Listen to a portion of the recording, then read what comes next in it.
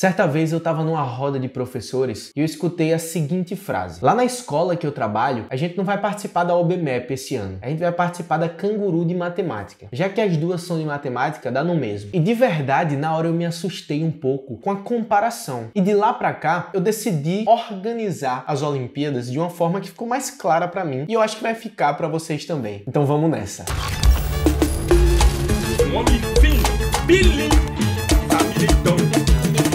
Fala galera, eu sou Gabriel Fontes e eu quero tanto te ajudar a entender melhor esse mundo olímpico, que baseado em muita coisa que eu ouvi e experienciei mesmo com os meus alunos, eu vim nesse vídeo te explicar como que eu enxergo as caixinhas das Olimpíadas científicas. Em primeiro lugar, é muito importante que você entenda que cada Olimpíada tem um objetivo diferente, ou seja, ela foi criada para uma finalidade específica e essa finalidade, esse objetivo, pode não ser igual dependendo das Olimpíadas. Vamos pegar aqui dois exemplos clássicos que eu sempre uso para iniciar esse raciocínio com vocês. Então me acompanha aqui. Na edição de 2020 da OBA, a Olimpíada Brasileira de Astronomia, foram distribuídas 50 mil medalhas, entre ouro, prata e bronze. Então juntando esses três tipos de medalhas, dava 50 mil medalhas. Como são 4 níveis de competição, se a gente dividir, vai dar uma média de 12.500 medalhas por nível. Então se eu sou um competidor lá em 2020, eu só vou estar inscrito em um dos 4 níveis. Então eu vou estar concorrendo a uma medalha dentre 12.500 medalhas possíveis, beleza? Nesse mesmo ano, na Olimpíada Brasileira de Informática, a OBI, foram distribuídas 340 medalhas para 6 níveis. Então se a gente fizer a mesma média aí, vão dar mais ou menos 57 medalhas. Então se eu fosse um competidor na OBI no ano de 2020, eu estaria concorrendo a uma medalha dentre 57. Então perceba a diferença nesses dois exemplos que eu dei. Na OBA, foram 12.500 pessoas premiadas em um nível. Na OBI, no mesmo ano, foram 57 pessoas. E não, isso não é um motivo de causar estranheza, não é um motivo de dizer, pô, essa é melhor ou essa é pior. Não, não, não. São apenas objetivos diferentes. A OBA foi criada para um motivo, que é bem diferente do motivo pelo qual a OBI foi criada e vem sendo desenvolvida, entende? São competições com objetivos e tipos de avaliações completamente diferentes. Vamos entender ponto a ponto disso aqui. Eu, Gabriel, costumo separar as Olimpíadas Científicas em alguns tipos, e eu faço isso baseado em alguns critérios. A concorrência, por exemplo, é um dos critérios que eu utilizo. Então a gente tem a Olimpíada Brasileira de Matemática das escolas públicas e privadas. Muita gente faz essa Olimpíada. Cerca de 18, 19 milhões de competidores fazem a primeira fase dessa Olimpíada. A Olimpíada Brasileira de Informática, geralmente são 100 mil alunos inscritos. Existem Olimpíadas com 2 milhões de alunos inscritos. Existem Olimpíadas que a gente não chega nem a 10 mil alunos inscritos. Então a concorrência, ou seja, quantos alunos participam daquela competição em cada nível, é um dos critérios que eu particularmente utilizo. O nível de prova é outro aspecto que eu levo muito em consideração. Se a prova é muito mais informativa, ou seja, o aluno aprende enquanto faz aquela prova, ou se ela é muito mais avaliativa. Realmente, aquela prova quer definir quem são os melhores. Então, o nível de prova, do que é cobrado, do quão difícil é aquilo que é cobrado, é um dos pontos que eu também utilizo como critério. Outro aspecto que eu considero muito importante, fases de competição. Então eu costumo olhar de forma diferente para Olimpíadas que acontecem em uma só fase, para aquelas Olimpíadas que acontecem em 2, 3, 4 e até 7 fases. Existem essas Olimpíadas. Então, para mim, quanto mais fases tem, em teoria, vai ser muito mais difícil se conquistar uma medalha através da última fase dessa competição, tá entendendo? Então, o primeiro bloco, a primeira caixinha, eu chamo de Olimpíadas de entrada. São aquelas Olimpíadas que foram criadas com o objetivo de ser o primeiro contato entre o aluno e esse mundo olímpico. É realmente através dessas Olimpíadas que o aluno vai entrar no mundo olímpico. Por isso esse nome. Essas competições são geralmente muito informativas. O aluno aprende enquanto faz a prova. E assim, quanto mais ele participa, ou seja, passando os anos, quanto mais ele continua participando daquilo, muito mais experiência ele vai ganhando, porque ele vai sempre aprendendo com aquela prova, aprendendo com as provas anteriores que ele utiliza para se preparar. Então, o raciocínio lógico, a interpretação textual, textual, a criatividade são os principais elementos desse tipo de competição. As Olimpíadas de entrada não costumam ser muito conteudistas, cobrar que você saiba esses assuntos ou esses assuntos, não. Raciocínio lógico, criatividade e uma boa interpretação textual. Geralmente, nas Olimpíadas de entrada não é necessário nem mesmo muito conhecimento prévio para se conquistar a medalha. E são nessas competições que o aluno muito provavelmente vai conquistar a sua primeira medalha olímpica, justamente porque essas Olimpíadas de entrada premiam bastante. Então, recapitulando aqui, as Olimpíadas de entrada têm uma predominância de raciocínio lógico, interpretação textual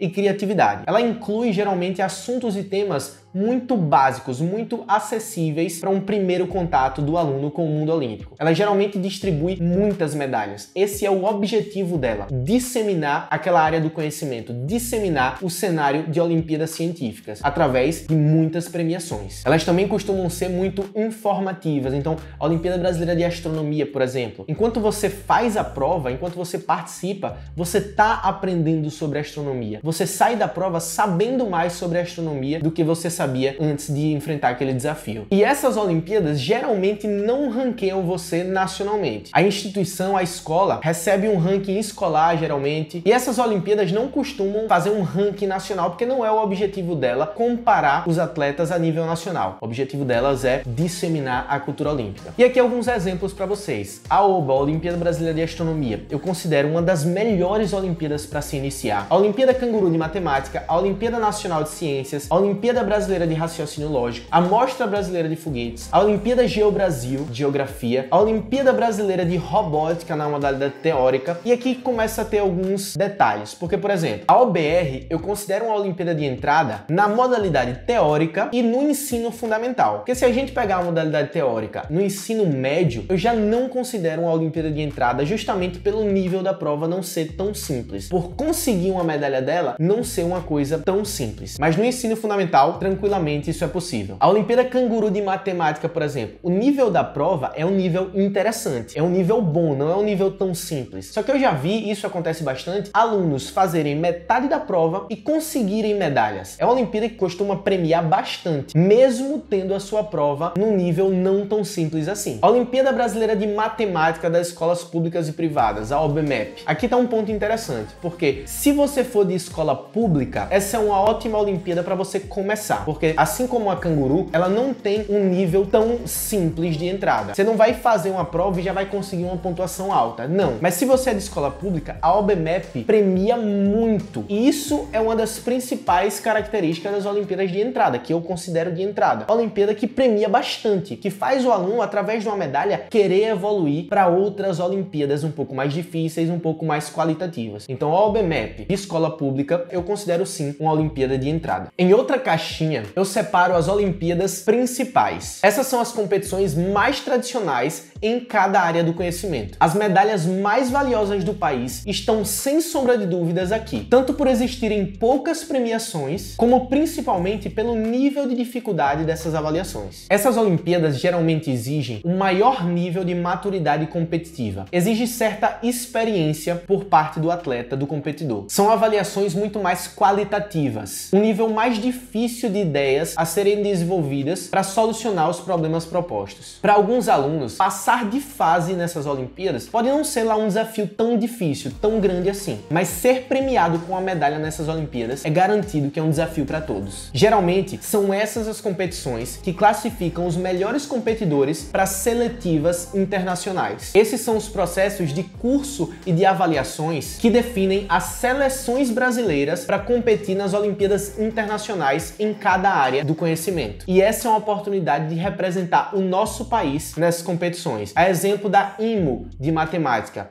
da IFO de física, da ISHO de química, da IOI de informática, da EGMO, que é a Europeia de Matemática para garotas, da EGOI, que é a Europeia de Informática para garotas, competições internacionais, competições ibero-americanas e assim por diante. Um aspecto muito interessante também das Olimpíadas principais são que elas costumam ranquear o aluno nacionalmente. Então é muito comum você encontrar listas públicas de quem foi medalhista de ouro, quem foi medalhista de prata, quem foi medalhista de bronze. Isso não acontece nas Olimpíadas de entrada. Por quê? Porque não é o propósito das Olimpíadas de entrada ser tão qualitativa. Fazer um ranking nacional, expor publicamente para que sejam reconhecidos nacionalmente os melhores de cada uma dessas áreas. Então vamos lá, aqui exigem uma maior maturidade competitiva, são qualitativas, geralmente são seletivas para as internacionais, as premiações são mais valiosas, a elite de cada área do conhecimento realmente está aqui e elas costumam ranquear o competidor de forma pública e nacional. Alguns exemplos de Olimpíadas principais são a OBM, o Torneio Meninas da Matemática, a Olimpíada de Matemática da Unicamp, que é uma competição fascinante, a Olimpíada Nacional em História do Brasil, a Olimpíada Brasileira de Biologia, a Olimpíada Brasileira de Física, a Olimpíada Brasileira de Física das Escolas Públicas, a Olimpíada Brasileira de Química, a Olimpíada Brasileira de Ciências, a Olimpíada Brasileira de Informática na modalidade Programação, que é a modalidade principal, a OBMEP agora na competição entre escolas particulares. Essa sim eu considero uma Olimpíada principal. Por quê? Porque por mais que para a escola pública e escola particular seja a mesma prova, a mesma avaliação, para a escola particular são distribuídas muito menos medalhas. Então, por exemplo, para a escola pública na OBMEP, por nível, são 200 medalhas de ouro. Para a escola particular na OBMEP, por nível, são só 25 medalhas de ouro. Então, sim, o desafio é o mesmo quando a gente está se tratando da avaliação. Um aluno de escola pública e um aluno de escola privada, eles têm o mesmo desafio ali na frente. Só que, por concorrência e pela disponibilidade de medalhas, eu considero para a escola particular a OBMEP como uma Olimpíada principal. Não é tão fácil realmente se conquistar uma pontuação a nível de uma medalha alta na OBMEP para escolas particulares, beleza? Agora, em outra caixinha, eu costumo colocar algumas competições que não têm exatamente características de Olimpíadas principais, mas não podem de forma alguma ser estabelecidas como Olimpíadas de entrada. Eu chamo essas competições de Olimpíadas intermediárias. Não são Olimpíadas principais, mas também não podem, na minha visão, ser o primeiro contato do aluno com o mundo olímpico. Aqui eu tenho exemplos como a Olimpíada Matemáticos por Diversão, a Olimpíada Tubarão de Matemática, a Olimpíada Itabirana de Matemática, a Olimpíada Brasileira de Informática na modalidade Iniciação, a Olimpíada Brasileira de Química Júnior, a Olimpíada Brasileira de Robótica, modalidade teórica para ensino médio e o Torneio Feminino de Computação. Na minha opinião, essas são Olimpíadas que estão entre as Olimpíadas de entrada e as Olimpíadas principais. Eu chamo elas de Olimpíadas intermediárias. Para finalizar, me incomodava muito não conseguir colocar várias outras competições em algumas dessas três caixinhas. E depois de um tempo estudando, conversando com outras pessoas, colhendo algumas informações, eu tenho que reconhecer que realmente elas não se encaixam em nenhuma dessas três caixinhas. São Olimpíadas bem diferentes, sejam no seu formato ou até mesmo na área do conhecimento que elas estão focando. Algumas delas foram criadas até bem recente, inclusive. Eu defino essas competições como Olimpíadas específicas. E aqui eu tenho para vocês a Olimpíada Brasileira de Linguística, a Sapientia, a Vitalis, a Olimpíada Brasileira de Neurociências, a Celeritas, a Olimpíada Brasileira do Saber, a Olimpíada Brasileira de Economia, a Olimpíada Brasileira de Investimentos e muitas outras Olimpíadas que eu não consigo encaixar naquelas três caixinhas que eu falei durante o vídeo. Então é isso. Esse vídeo tem como foco deixar mais claro para vocês que, por mais que todas as competições sejam chamadas de Olimpíadas científicas, cada uma delas tem objetivos muito diferentes entre si. E comparar duas ou mais Olimpíadas que não têm o mesmo objetivo é sim uma injustiça muito grande. Mas isso a gente consegue sanar com informação de qualidade e para isso nós estamos aqui fazendo esse canal e esse tipo de conteúdo para vocês. Concluindo aquela reflexão que eu abri o vídeo comentando com vocês, daquela roda de professores, daquele comentário que foi feito, né? Comparar a Canguru de Matemática com a OBMEP é uma coisa muito injusta. A Canguru é uma Olimpíada de fase única. A OBMEP, em contrapartida, é uma Olimpíada de duas fases. A primeira fase é toda de marcar e a segunda fase é dissertativa. Então, só por esse aspecto, a gente já consegue identificar uma diferença muito grande nas duas Olimpíadas. Mas não para por aí. Através da OBMEP, você pode se classificar para a OBM, por exemplo. Através da OBM, você pode vir a participar de uma seletiva internacional e você pode compor uma das seleções brasileiras em uma Olimpíada internacional. Então, a OBMEP é uma porta de entrada para um caminho muito mais longo, uma jornada muito mais longa que pode te levar a ser um representante do país em outras nações, em outras competições. Isso não é possível com a Canguru de Matemática, por exemplo, justamente porque não é o objetivo da Canguru ser esse tipo de competição. Além disso, a OBMEP pode te oferecer bolsas em dinheiro e diversas outras oportunidades, como viagem, acesso a eventos exclusivos. E a questão aqui não é estabelecer uma disputa para que o aluno decida qual vai participar, não. O interessante é que ele participe da Canguru Edu, que ele participe da OBMEP e que ele participe de todas essas outras Olimpíadas que a gente comentou aqui. A questão é só que não dá para comparar essas duas Olimpíadas, porque elas não têm o mesmo objetivo. Elas não foram criadas para o mesmo propósito, por mais que sejam da mesma área do conhecimento. Eu acredito que aqui no final desse vídeo você já consegue entender de forma muito mais clara esse tipo de comparação, esse tipo de análise e esse tipo de divisão que a gente fez baseado em alguns critérios muito bem estabelecidos. Muito obrigado pela atenção de sempre. Se curtiu essa explicação, deixa aqui o seu like. Se você é novo, já se inscreve aí no canal que a gente vai estar liberando muito conteúdo de excelência para vocês. É sempre um prazer expor mais um tema desse mundo incrível que são as Olimpíadas Científicas. Um abraço e espalhe essa palavra.